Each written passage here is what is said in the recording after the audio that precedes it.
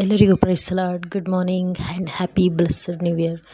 So ಈ ವರ್ಷದಲ್ಲಿ ದೇವರು ನಿಮಗೆ 2025ರಲ್ಲಿ ಏನಾಗಿದೆ ಅದನ್ನು ಒಳ್ಳೆಯದಾಗಿರಲಿ ಕೆಟ್ಟದಾಗಿರಲಿ ಅದನ್ನು ನೀವು ಮರೆತುಬಿಡಿ.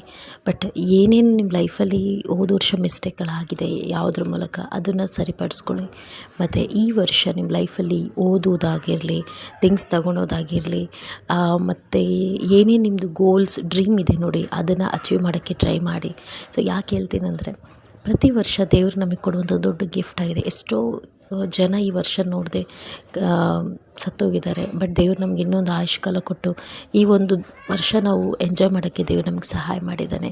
ಸೊ ತುಂಬ ಖುಷಿಯಿಂದ ಈ ವರ್ಷನ ನೀವು ಆ್ಯಕ್ಸೆಪ್ಟ್ ಮಾಡಿಕೊಂಡು ನಿಮ್ಗೆ ಏನು ಆಗಿಲ್ಲ ನೋಡಿ ಹೋದ ವರ್ಷ ಅವೆಲ್ಲ ಆಗುವಂತೆ ಮಾಡಿ. ಸೊ ಎಲ್ಲ ಕಹಿ ದಿನಗಳನ್ನು ಮರೆತು ದೇವ್ರು ನಿಮ್ಮ ಲೈಫಲ್ಲಿ ಈ ವರ್ಷದಲ್ಲಿ ಎಲ್ಲ ಸಿಹಿ ದಿನಗಳನ್ನು ಪ್ರಾರಂಭಿಸಿದ್ದಾನೆಂಬ ನಂಬಿಕೆಯಿಂದ